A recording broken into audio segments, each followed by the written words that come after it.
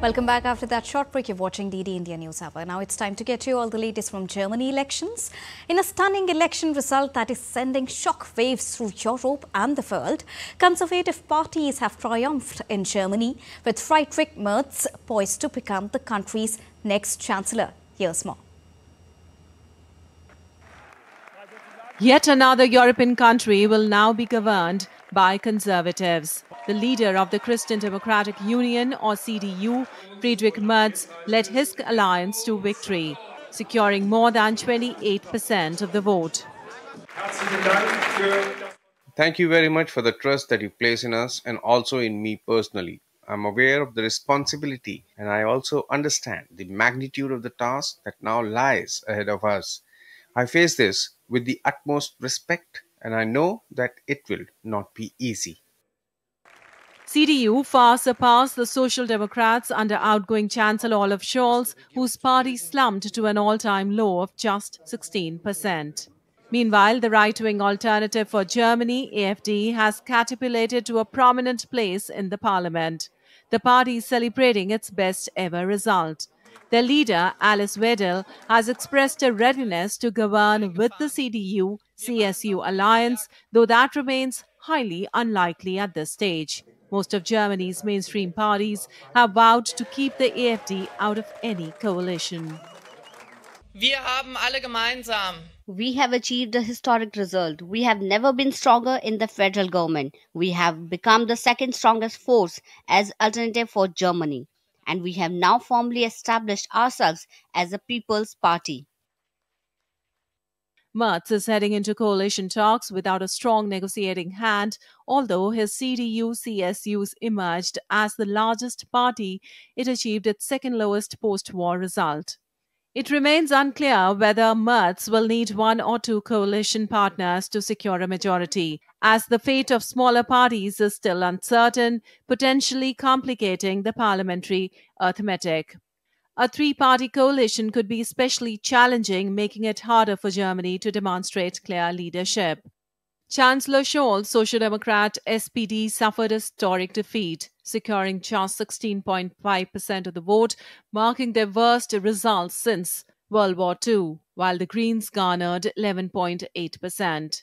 Voter turnout hit 83% this time, the highest since before reunification in 1990.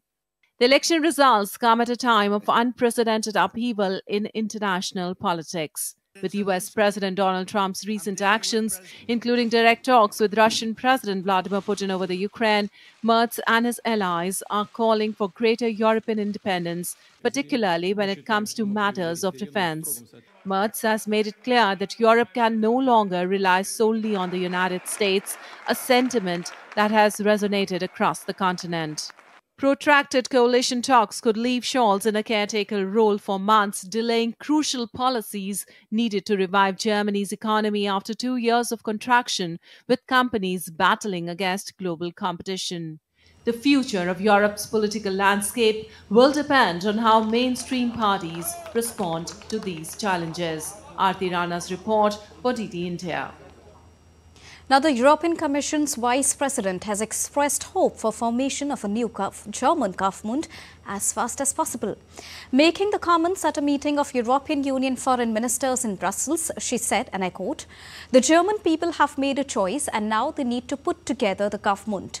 I hope that they do it as fast as possible because we really need to move on with the decisions also on the European level that require German participation," unquote.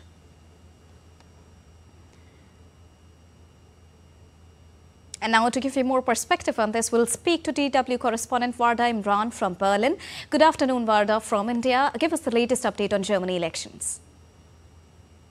Well, now the result is actually clear. So now we know also that the smaller parties, at least the two smaller parties that yesterday were trying to get above the 5% threshold, are not making it into the German parliament. We're talking here of the Free Democratic Party, FDP, that was actually part of the three-way coalition until November, and the Bündnis Sarah Wagenknecht is described as a far-left populist party. They will not make it into parliament, which essentially means that for Friedrich Merz and his conservative bloc CDU-CSU, it will be easier to form a two-party coalition. In other words, his Conservative bloc and the Social Democrats, provided obviously that the Social Democrats are actually on board. That is still not clear. What is clear is that if the Social Democrats enter into negotiations, into discussions with the Conservative bloc, the outgoing Chancellor Olaf Scholz will neither be part of the discussions, nor will he be part of a government led by Friedrich Merz. Now, you say that the likely coalition is of the Social Democrats and the Christian Democrats. How is this alliance viewed in Germany and the market especially? This alliance is not a new one in Germany. In fact, during Angela Merkel's time in office, that was a common alliance between her Conservative bloc and the Social Democrats. But obviously, the world now is a very different one. And not only that, the Conservative bloc is another Conservative party. Friedrich Merz is not very similar to Angela Merkel. In fact, the two are not the best friends. And Friedrich Merz has already indicated that he plans to move his party, his Conservative bloc, more towards the right instead of towards the center, which is where Angela Merkel had taken her Conservative bloc. So when you ask what Germans think about a possible alliance, now that's one element to consider. A second element to consider is what alternatives there are. Because if there are no other alternatives, many Germans would prefer a grand coalition, as it's called, instead of a minority government that Conservatives would lead, which would make things much more difficult for them in Parliament. So the question now is what Friedrich Merz will do, what his next steps will be. Will he enter into those discussions with, for example, the Social Democrats? Will he also try and enter discussions with the Green Party that also suffered in Sunday's result? Those are all elements that will become clearer on Monday here in Germany after we hear from the different party leaders, and also obviously in the next few days and in the next few weeks. One important element that's relevant to stress, this could take a long time. In the past, coalition building in Germany has even lasted up to nearly 6 months.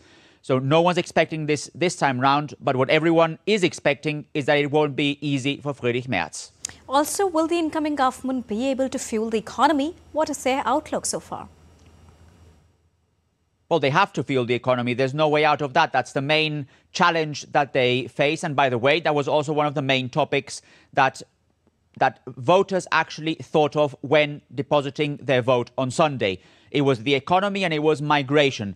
And there's no doubt that the economy will play a very important role in whatever coalition ends up governing Germany, because the state of Germany's economy is in a very difficult one. If this year, if 2025 ends in recession, it will be the first time ever, the first time since the end of the Second World War, that Germany would have 3 consecutive years with recession. And that not only impacts living costs here in Germany, inflation, it also impacts how Germany performs internationally, because to a large extent, Germany's political influence in the world is closely linked to Germany's economic influence in the world. So we're not talking only here about the economy, we're also talking about what role Germany will play in the world in the next few months and in the next few years. All right. Thank you so much, Thomas Sparrow, for joining us and bringing us a rounded perspective on the latest result of Germany elections. A lot of hopes are there on the new government. Thank you so much, Mr. Sparrow. Moving on, Ukrainian President Volodymyr Zelensky has said he would be willing to give up his presidency in exchange for peace ahead of the 3rd anniversary of the